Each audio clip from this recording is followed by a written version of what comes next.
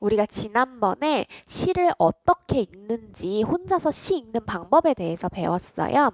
그래서 시가 어떻게 구성이 되어 있는지, 그 다음에 이게 시적 대상이 중심인 시인지, 시적 화자가 중심인 시인지를 통해서 어떤 식으로 시를 읽어야 되는지 그 팁과 그 다음에 그것을 적용해보는 실전 연습까지 해봤는데요. 이번에는 그 시를 읽는 방법을 조금 더 구체적으로 알고 그 의미를 더 깊이 이해할 수 있도록 시의 이미지에 대해서 배울 겁니다. 그리고 그 시의 이미지를 표현하는 표현 방법까지 한번 배워보도록 할게요. 그러면 그거에 대해서 설명을 하기 전에 선생님이 오늘은 간단하게 시가 무엇인지를 한 번 더 설명해 드리는 걸로 할게요. 선생님이 지난번에 뭐라고 했냐면 시라는 것은 우리가 일반적으로 알고 있는 소설이나 이야기책과 달리 서정 문학이라고 한다. 그래서 서사 문학과는 다르다라고 얘기를 했고, 이 서정 문학이라는 것은 작품의 정서가 강조되는 것이 서정 문학이다라고 설명을 드렸습니다. 그리고 우리가 사실요, 시를요 다른 말로도 부를 수 있는데요. 어떤 말로도 부를 수 있냐면 바로 운문이라고도 할 수 있습니다. 그래서 여기서 좀 중요한 키포인트를 뽑아서 다시 한번 정리를 해보면요. 서정 문학이라는 것은 결국 시 작품의 주제가 정서가 된다 라는 것을 이야기하는 거고요. 그리고 여기서 운문 은 산문에 반대되는 말이죠. 그래서 여기서 운문, 운이라는 말은 작품이 운율을 띠고 있다 라는 뜻이고, 이 작품이 운율을 띠다 보니까 어떻게 되냐면 이야기가 줄줄줄줄줄 나가는 게 아니라 굉장히 짧고 함축적으로 표현이 되게 되죠. 그래서 운율과 우리 이제 함축적 표현이 사용된다 라고 정리를 할 수 있겠습니다.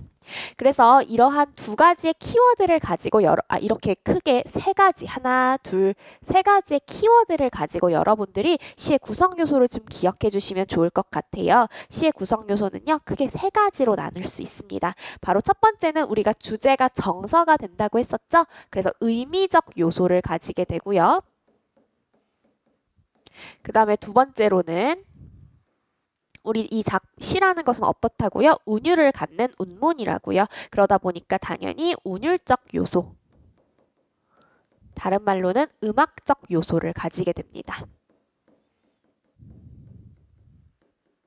그리고 세 번째로는 이 작품은 함축적이라고 했었죠. 함축적이라는 건요, 어떤 말이냐면요, 무언가 하나를 들었을 때 그 의미를 그냥 텍스트 그대로 받아들이는 게 아니라 그것의 의미를 더욱더 상상하고 몰입하게 된다는 뜻이에요. 무슨 말이냐면 선생님이 책상 이라고 얘기를 하면은 여러분들은 두 가지 방식을 통해서 받아들일 수 있어요. 책상을 그냥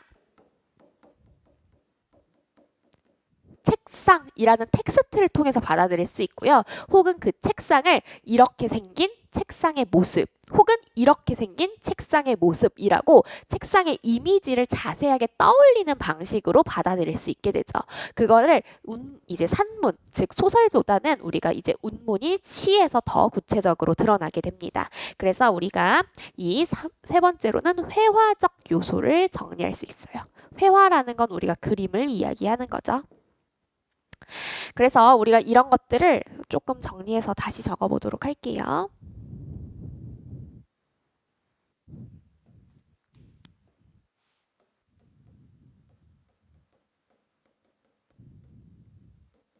그래서 우리가 의미적 요소다라고 이야기를 하면요, 작품의 주제, 즉 정서가 되겠죠? 시적 정서를 이야기할 수 있겠고요.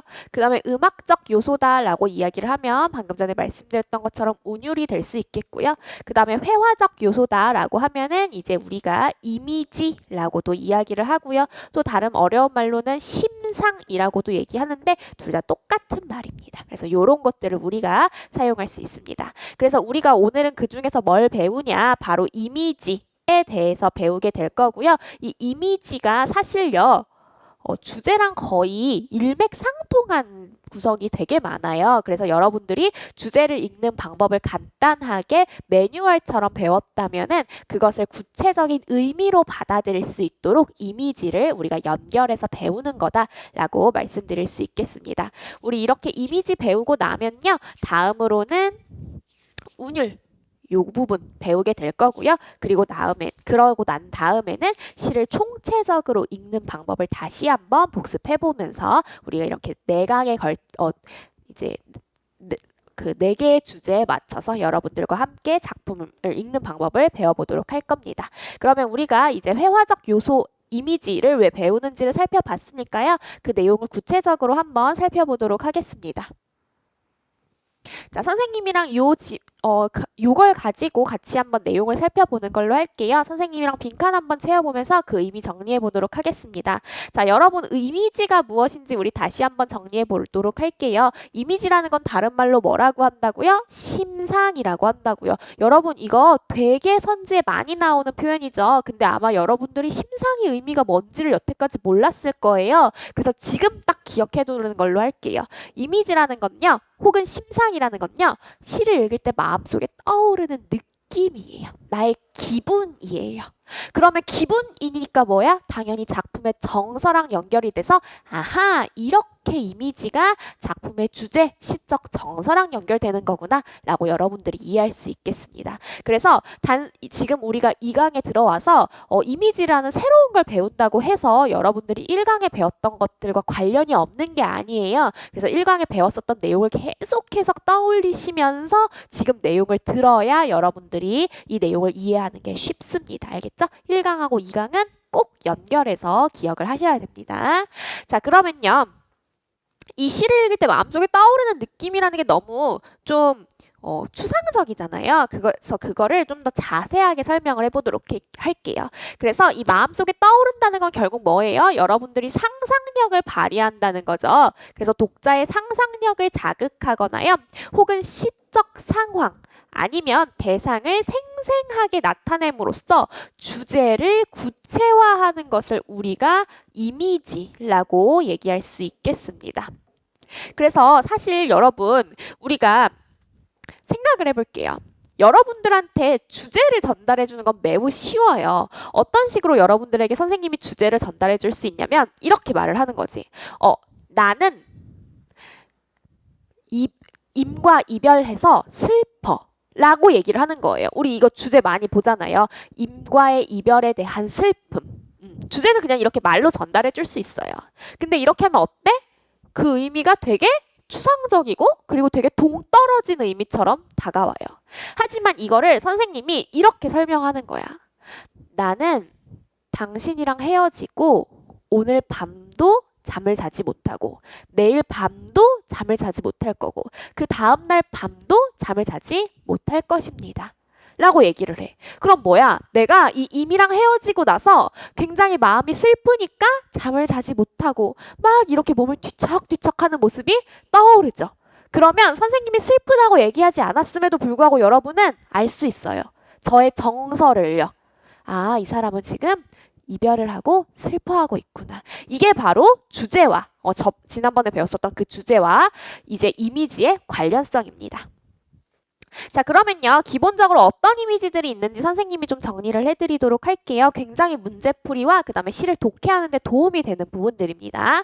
자, 기본적인 이미지로는요. 우리가 긍정적인 이미지와 그것에 대조되는 우리 부정적 이미지가 있어요. 이거 저번에 수업할 때 긍정 이미지, 부정 이미지 나눠보세요. 이렇게 얘기했던 거 기억나시죠? 그래서 긍정적 이미지는요. 구체적으로 화자가 지향할 때 혹은 화자가 만족할 때 또는 화자가 아낄 때 혹은 화자가 좋아할 때 화자가 옳다고 생각할 때 나타나는 이미지입니다. 부정적 이미지라는 건요. 화자가 지양할 때 혹은 화자가 고통스러울 때 또는 화자가 무언가를 버리고 싶을 때 화자가 싫어할 때 화자가 잘못됐다고 생각할 때 나타나는 이미지고요. 요런 내용들이 여러분 시에서 나타나면 아하 요런 건 긍정 요런 건 부정이라고 동그라미 세모 치시면서 오시면 되는 거예요. 그리고 이 두 개를 묶어 놓으면 얘들아 어떻게 되는 거예요? 서로 반대되는 거니까 대조적 이미지가 되는 거겠죠. 그래서 대조적 이미지라는 건요. 일단 제일 먼저 4번부터 볼게요. 제일 쉬운 방금 전에 봤었던 긍정과 부정의 대비가 있고요. 이게 가장 흔합니다. 근데 이거 말고도 다른 이미지들의 대비가 나타날 수도 있어요. 그래서 그런 게 어떤 것이 있는지 우리가 세 가지로 한번 추가 한다로 정리를 해보도록 할게요. 첫 번째로는요. 긍정과 부정이랑 비슷한 느낌을 주는데 명과 암의 대비입니다. 밝음과 어두움을 대비함으로써 보통 긍정 이미지나 부정 이미지의 대비로 이어지는 경우가 많아요. 그 다음으로는요. 우리가 색채의 대비입니다. 여러분 색채의 대비는요. 여러분들이 생각하시는 것처럼 반드시 긍정, 부정이 아닌 경우에도 나타나는 경우가 꽤나 있어요. 그래서 어떤 것들이 있는지 선생님이 해드릴 건데요. 우리 일반적으로 알고 있는 붉은색하고 푸른색, 그 다음에는 흰색과 어두운 색 이런 것들이 있고요. 그거 말고 또 우리가 푸름과 보라색, 푸름과 흰색 요런 것도 우리가 색채의 대비라고 합니다.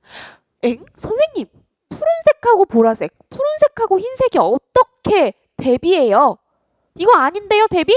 아니에요. 대비 맞아요. 우리 264 작품 중에서요. 청포도라는 작품이 있어요. 여기에서 흰색하고 푸른색을 대비되는 색깔이다 라고 얘기를 합니다. 오, 되게 신기하죠? 그래서 요런 것, 그리고 이제 푸름하고 보라도 우리가 자하연인가? 좀 헷갈리는데 그런 작품에서 푸름과 보라를 색채의 대비로 설명을 하고 있어요. 그래서 색채의 대비는요. 우리가 일반적으로 생각하는 대조처럼 그 정반대에 있는 게 아니라 다른 색깔을 붙여놓으면 그것을 대비라고 하는구나 라고 생각을 해주시는 게 더 좋을 것 같습니다.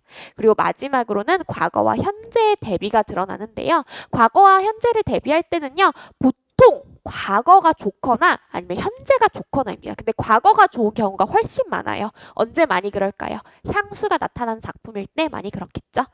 자, 그 다음으로는요. 우리가 기본 이미지에서 더 나아가서 감각적 이미지를 정리 한번 해보도록 하겠습니다. 감각적 이미지는요. 우리가 일반적으로 알고 있는 크게 5가지의 감각이 있어요. 시각, 청각, 촉각, 후각, 미각이 있고요. 그 다음으로 공감각과 바로 복합감각이 있습니다. 우리 선생님이랑 요거 공감각하고 복합감각 좀 설명을 해보도록 할게요.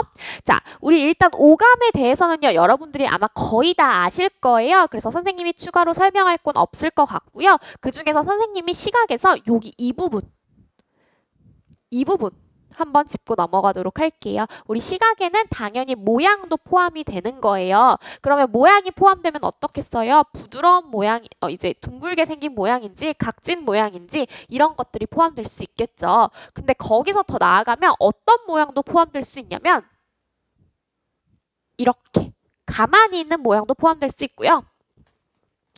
이렇게 뛰어가는 모양도 포함될 수 있어요. 그래서 운동성도 우리 시각에 포함되는 감각이 되겠습니다.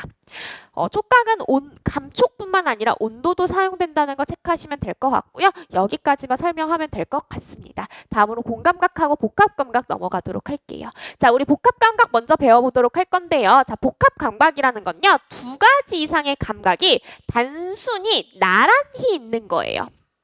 둘이 섞여 있지 않고 분리되어 있습니다. 어떤 걸 예시로 들 수 있냐? 우리 3번 같은 경우요. 푸른 바다 하나죠. 짭조름한 미역 냄새 하나죠. 우리가 푸른 바다가 있고 짭조름한 미역 냄새가 있는 거지 그 둘이 하나가 된 게 아니에요. 그쵸? 그래서 서로 다른 감각이 지금 병치되어 있는 거 이런 걸 우리가 복합감각이라고 하고요. 또 예시 하나 더 보면 이런 거요.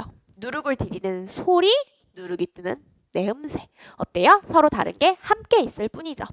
자, 근데요. 공감각은요. 이것들이 서로 뒤섞여 있는 거예요. 그래서 감각이 서로 나의 것을 전해버리는 거예요. 자, 어떤 거 있는지 예시 한번 보도록 할게요. 우리 2번 같은 거 있어요. 자, 보면요. 배춧잎 같은 발소리가 타박타박하대요. 자, 어때? 배춧잎은 우리가 뭐 어떻게 확인할 수 있는 거야? 눈으로 확인할 수 있는 거죠. 그래서 시각이에요. 근데요, 발소리는 어떻죠? 걸어다니는 소리죠. 청각이네요. 지금 보니까 발소리이자 배춧잎 같은 거예요. 그러면 둘이 어떻게 된 거야? 하나가 된 거죠. 그래서 배춧잎 같은 발소리라는 건 시각과 청각이 일치하게 되는 거고, 그래서 이런 것들이 서로 뒤섞여 버린 거죠. 그래서 이런 걸 우리가 공감각이라고 한다라고 여러분들이 이해하시면 좋겠고, 이 공감각은 다른 말로 감각의 전이라고도 합니다. 그래서 이렇게 설명을 여러분들이 하시면 될 것 같고요.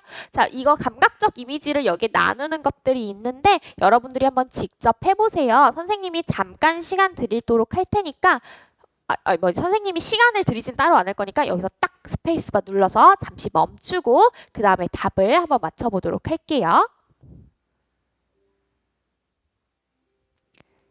자, 여러분이 직접 풀어봤을 거라 생각하고 선생님이랑 답 한번 맞춰보도록 하겠습니다. 자, 이거는 3번, 7번, 8번이고요. 이건 1번, 5번, 그 다음에 이건 6번, 8번, 그 다음에 이건 4번, 5번, 그리고 이거는 3번, 8번, 그 다음에 이거는 3번, 2번, 그 다음에 3번, 5번이 되겠습니다. 답 맞춰보세요. 자, 그 다음에 기타 이미지인데요. 기타 이미지는 크게 상승과 하강 이미지, 그 다음에 우리 이제 동적 이미지와 정적 이미지로 나눠볼 수 있겠습니다. 자, 상승과 하강 이미지에서 상승 이미지는요, 낮은 데서 위로 올라가는 이미지예요. 그래서 예를 들어서 날아오르는 새라거나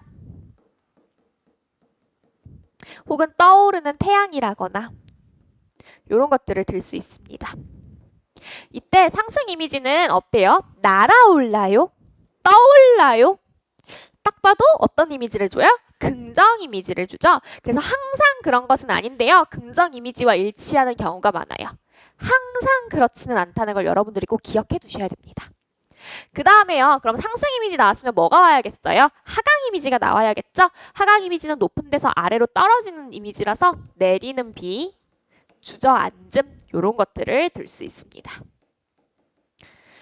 자, 동적 이미지와 정적 이미지 한번 볼게요. 동적 이미지는 움직이는 모습이라서 활기참이나 밝음 등과 연결되는 경우가 많아요. 그래서 꽃바람이 어떻대요? 불어오네요. 그래서 이런 것도 동적 이미지라고 하고요. 정적 이미지는 정지한 상태예요. 그러다 보니까 차분하고 고요하고 이런 것들과 연결되는 경우가 많습니다. 그 여러분들이 좀 일반적으로 생각했을 때 이와 아이 뭐 이런 식으로 나눠서 보다 보니까 동적 이미지는 좋은 거고 정적 이미지는 부정적인 거고 이렇게 보는 경우가 많은데 물론 그런 경우도 있어요. 하지만 항상 그런 건 아닙니다. 예를 들어서 우리 이거 볼게요. 예시. 고통과 쓰라림과 목마름의 정령들이 잠들었어요. 얘들아, 이 말은 무슨 말이야? 고통, 쓰라림, 목마름이 잠들었다. 즉, 잠잠해졌다. 덜 힘들어졌다. 라는 말이죠. 그럼 이거는 부정 이미지야? 긍정 이미지야? 긍정 이미지인 거죠. 그래서 항상 정적 이미지가 긍정적이고 동적 이미지가 항상 정적 이미지가 부정적이고 동적 이미지가 긍정적이고 이런 건 아니다. 그리고 그것은 상승과 하강 이미지에도 똑같이 적용이 된다. 그렇게 보시면 되겠습니다.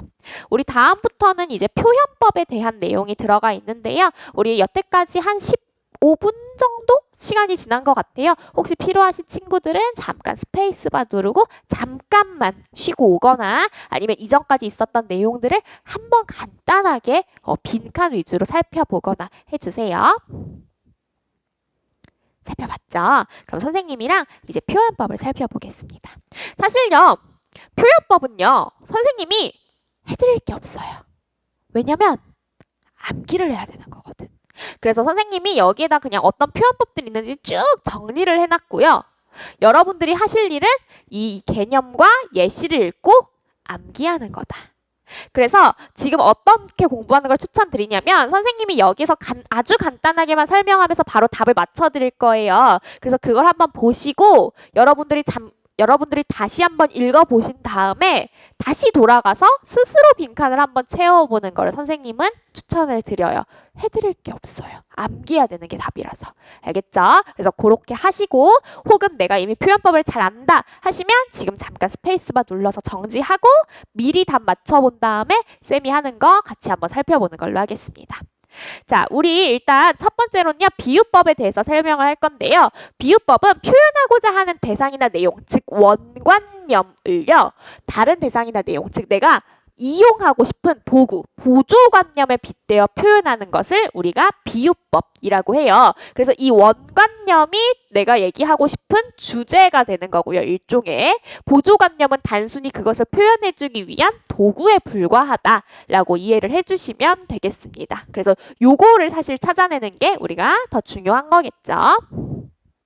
근데 우리가 비유법이랑 비슷한 듯 다른 친구가 있어요. 이건 사실 수능이나 모의고사에서 구분하는 내용은 아니고요. 내신 같은 데에선 좀 구분할 수 있기 때문에 특히 선생님이 지금 대상으로 하는 예비고등학교 친구들 혹은 아니면은 중학교 친구들 이런 친구들한테는 좀 도움이 될 수 있는 부분이라서 한번 설명을 하고 넘어가면요. 바로 상징이란 친구가 있어요.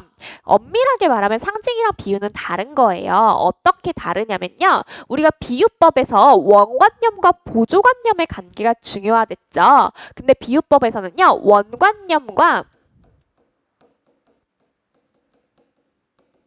보조관념의 관계가 1대1의 관계를 맺게 됩니다. 예를 들어서 내 동생 곱슬머리 뭐 이 친구 하면은 내 동생은 뭐예요? 먼저 내가 부르는 내 동생 이름은 뭐였지? 선생님이 가사 까먹었네. 그냥 선생님이 하고 싶은 대로 할게요. 뭐 내 동생은 토끼 같다라고 얘기를 해. 이게 바로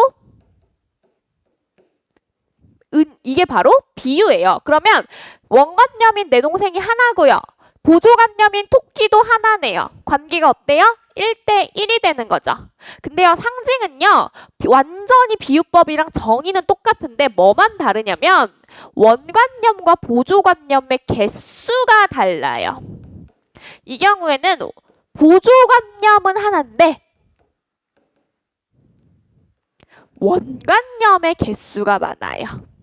예시를 들어볼게요. 선생님이 내 마음의 별이라고 했어. 그러면 이 별은요, 뭘 얘기하는 걸까? 지금 선생님 수업을 들어주고 있는 우리 학생들일 수도 있고요. 혹은 선생님의 진짜 기억하고 있는 내 최애 하늘에 있는 별일 수도 있고요. 혹은 아니면은 내가 가지고 있는 희망일 수도 있고요. 잘 모르겠어. 그치?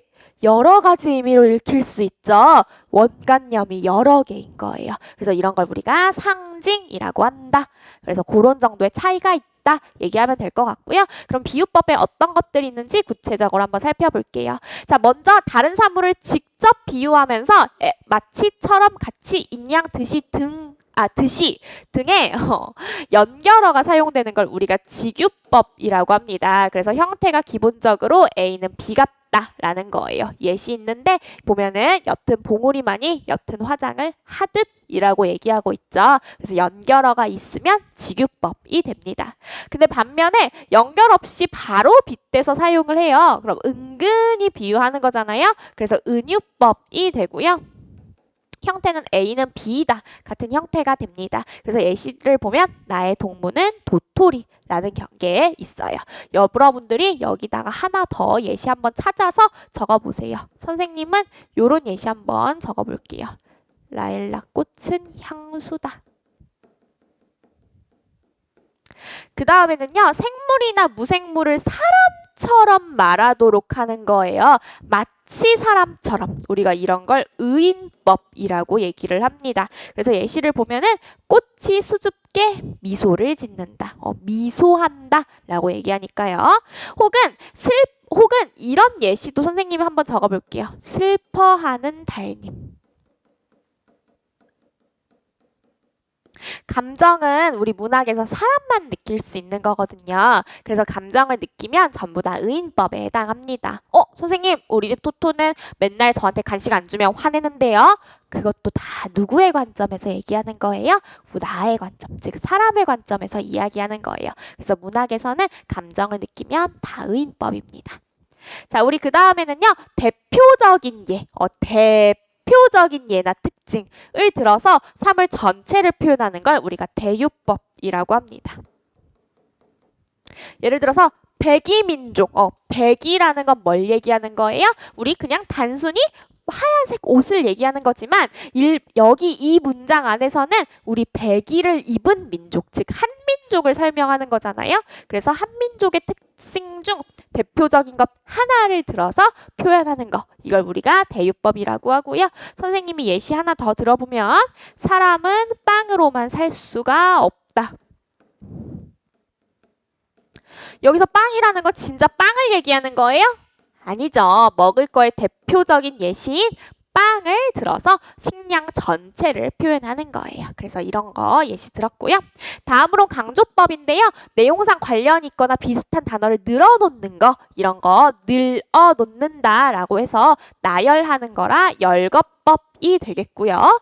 그 다음에 우리 두 번째로 기쁨, 슬픔, 논란, 분노 등의 감정을 강조해서 나타내는 거, 이런 건 우리가 영탄법이라고 합니다. 영탄법은 선생님이 여기 아래에 적어놓은 내용들로 주로 출제가 되어 감탄사가 있거나 감탄형 어미가 있거나 느낌표가 있거나 이런 경우에 우리가 영탄법으로 사용이 됩니다. 다음으로는 그 대상과 반대되는 것을 제시하는 거예요. 우리 많이 봐서 안다, 그쵸? 바로 대조법입니다. 그 다음에는 앞구절의 끝에 있는 말을 뒷구절에 받아서 계속 되풀이하는 건데 이런 거예요. 원숭이 엉덩이는 빨개, 빨가면 사과, 사과는 맛있어. 뭐해요? 선생님이 계속 말꼬리 빨개, 사과를 짚었어요. 그쵸? 그래서 우리가 요런 것들은 계속 마치 체인으로 연결되듯이 이어진다라고 해서 연쇄법이라고 얘기를 합니다. 다음으로는 변화법인데요. 이런 말들이 중요하진 않아요, 여러분. 여러분들한테 중요한 건 여기 이 빈칸과 내용입니다. 자, 그 다음으로는요. 가락이 비슷한 구절. 가락이 비슷한 구절을 늘어놓는 거예요. 즉 리듬이 딱 맞는 거, 이런 걸 얘기하는 거거든요. 그래서 이런 걸 우리가 대구법이라고 얘기를 합니다. 다음으로는 사물이나 사람의 이름을 불러서 주의를 집중시키는 겁니다. 철수야! 영희야! 하고 이렇게 이름을 부르는 거, 이런 걸 우리가 부를 호자를 써서 본호법이라고 얘기를 합니다. 다음으로 겉보기에는 진실에 어긋나는 말처럼 보이지만 그 속에 깊은 진리를 담고 있도록 하는 거, 이거를 우리가 역설법이라고 하거든요. 이거는 예시를 좀 보면서 설명을 해드릴게요. 자, 역설법 보면요. 낮이 밝을수록 침침해가는 이런 문장이 있습니다. 자, 보면요. 밝아졌어요. 그러면 우리가 상식적으로 당연히 어떻게 해야 돼? 이 세상이 더 밝아져야 되지. 근데 어떻대? 침침해간대. 에? 둘의 이야기가 서로 상반돼요. 이런 경우를 우리가 역설이라고 합니다. 선생님이 역설 팁 하나 더 드리자면요.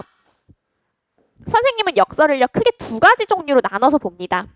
그 시에서 확인을 할 때 첫 번째는 방금 전에 말한 것처럼 상식에 어긋나는 경우. 예를 들어서 이런 거 있잖아. 나는 떠났지만, 나는 그대를 보냈지만 그대는 떠나지 아니했습니다. 나는 했지만 사실 안 했습니다. 뭐야? 상식적으로 말이 안 되잖아. 거짓말을 계속하고 있죠? 그래서 이런 걸 우리가 이제 역설법의 첫 번째 종류다 라고 얘기를 하고요. 혹은요, 두 번째 경우는요. 긍정과 부정이 함께 있는 경우예요.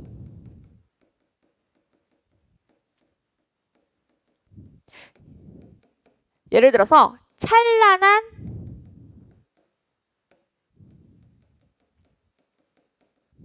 슬픔의 봄. 우리 찬란하면 긍정적이잖아. 근데 슬픔은 부정적이잖아. 그치?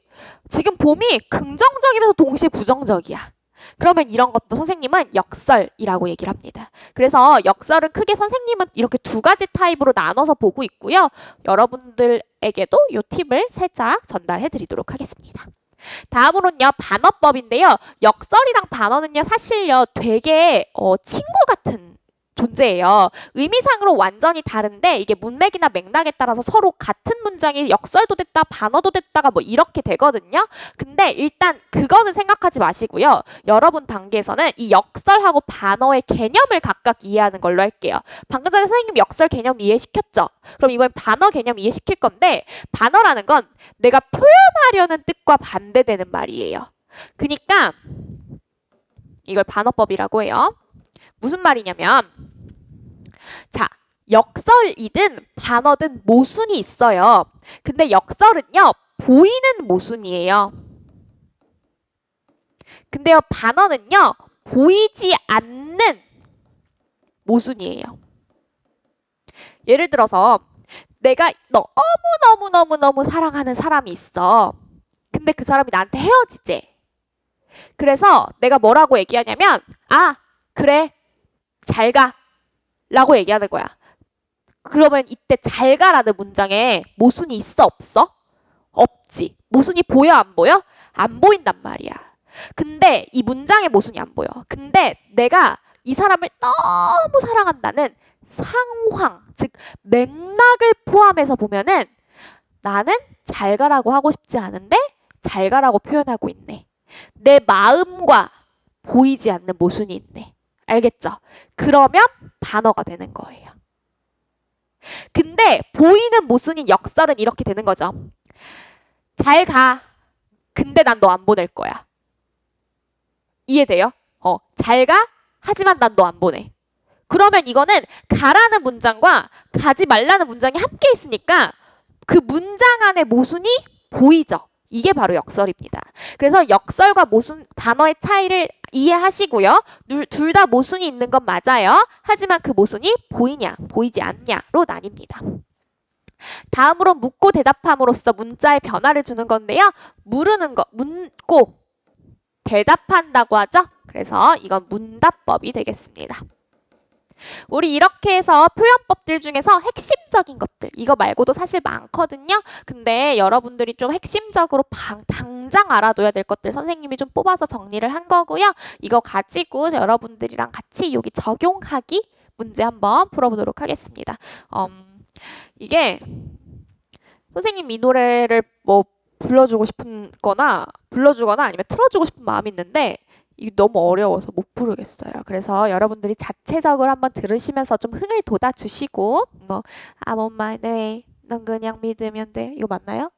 I'm on my way, 보이는 그대로야. 이렇게 뭐 하면서 여러분들이 좀 흥을 돋궈주시고 여태까지 너무 설명 듣느라 지쳤으니까 그걸 가지고 여러분들이랑 요거 같이 한번 풀어보도록 할게요.